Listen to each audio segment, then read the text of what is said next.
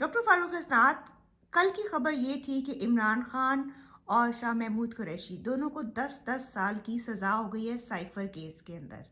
اب مجھے یہ بتائیں اگلا لائحہ عمل کیا ہوگا؟ الیکشن ہوں گے؟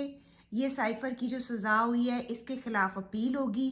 کیا سینیریو بنتا ہوا دیکھ رہے ہیں آپ؟ دیکھیے، اپیل تو ہوتی ہیں، ہائی کورٹ میں بھی ہوگی، پھر سپریم کورٹ میں بھی ہوگی، لیکن یہ سارا مس ٹرائل تھا۔ مس ٹرائل سے مراد ہے کہ جو قانون کے تقاضے ہیں وہ بالکل پورے نہیں کیے گئے، حتیٰ کہ جو ڈیفنس کونسل ہے اس کو اجرا کا اختیار نہیں دیا گیا، بلکہ جو ڈیفنس کونسل ہے انہوں نے پروسیکیوشن کے جو اسسٹنٹس تھے ان سے لیا۔ اس کے بعد جو آخری بیان ہوتا ہے وہ بھی دونوں کے نہیں لیے، یعنی انہوں نے کوئی بھی ریکوائرمنٹ پوری نہیں کی، اور پھر جلدی سے رات کے 11 بجے بیٹھ کے، جو انہونی بات ہے، یہ کبھی پاکستان کی تاریخ میں نہیں ہوا، اس لیے سب اس کو یہی کہہ رہے ہیں کہ انصاف کا یہ قتل ہوا ہے۔ اور اس سے یہ بھی ہمیں پتہ چلتا ہے کہ ہمارے جو ادارے ہیں وہ کس قدر خراب ہو چکے ہیں، کس قدر پستی کا شکار ہیں، اور جو اس ملک میں ایک ڈکٹیٹرشپ کی فضا موجود تو ہے آپ یہ کہنا اس چاہ سے رہے ہیں کہ یہ سب سزا جو لوگ، ہے یہ چیلنج ہو جائے گی؟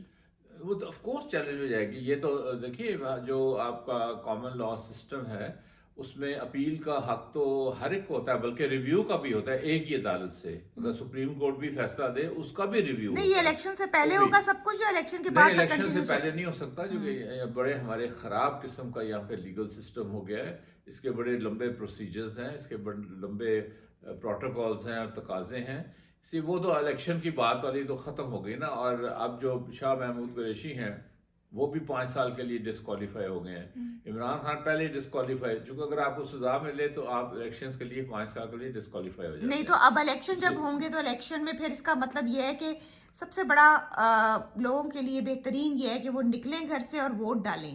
دیکھیں، اس میں 2 3 چیزیں ہیں۔ ایک تو یہ ہے کہ فوج نے سارا کنٹرول سنبھالا ہوا ہے، سب کچھ فوج کر رہی ہے، فوج نے ہی عمران خان کو نکلوایا تھا۔ اب تو یہ اتنا زیادہ ہمارے پاس ایویڈنس آ گیا ہے کہ اس میں کوئی شک کی گنجائش ہی نہیں ہے۔ تو کیا یہی فوج جس نے نکالا تھا، کیا وہی ان کو واپس آنے دے گی؟ بہت بڑا سوال ہے۔ لیکن ہمیں لوگوں کو، مجھے اور آپ کو تو چاہیے ہم تو اپنا حق استعمال کریں، باقی اس کے جو نتائج جو بھی ہوتے ہیں وہ بات کی بات ہے۔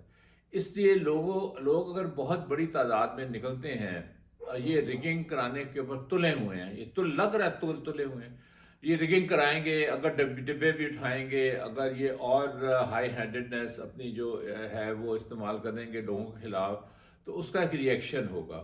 اگر بہت زیادہ لوگ ووٹ دیتے ہیں اور ان کا وہ مینڈیٹ ریجیکٹ کرتے ہیں تو پھر اس سے بھی بڑا ری ایکشن ہوگا۔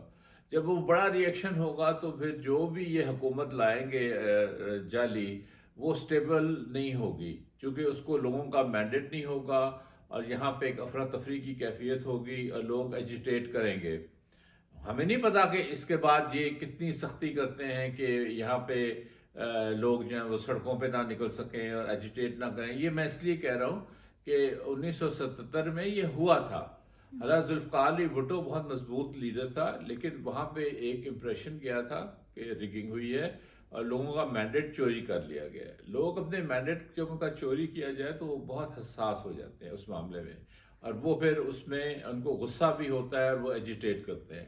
تو میں تو یہ اگر چلیے ہم بحث کے لیے کرتے ہیں کہ ایجیٹیشن نہیں بھی ہو سکتی، یہ بہت زیادہ سختی کرتے ہیں اور بہت میسو ریگنگ ہوتی ہے، تو اس میں پھر یہ ہوگا کہ جو حکومت ہوگی وہ سٹیبل نہیں ہوگی، اس سے ڈی سٹیبلائزڈ سیاسی معاملات رہیں گے، جس کی وجہ سے جو اقتصادی معاملات ہیں وہ بھی ڈی سٹیبلائز ہو جائیں گے۔ چلے الیکشن تک ہم کنٹینیو کریں گے نا اپنی سیریز کو، اور ہم مختلف اور موضوعات پہ جو الیکشن سے ہی تعلق رکھتے ہیں اس کے اوپر بحث کریں گے، تاکہ سننے والے بھی اس کے مزید دوسرے پہلوؤں سے بھی آگاہ ہو سکیں۔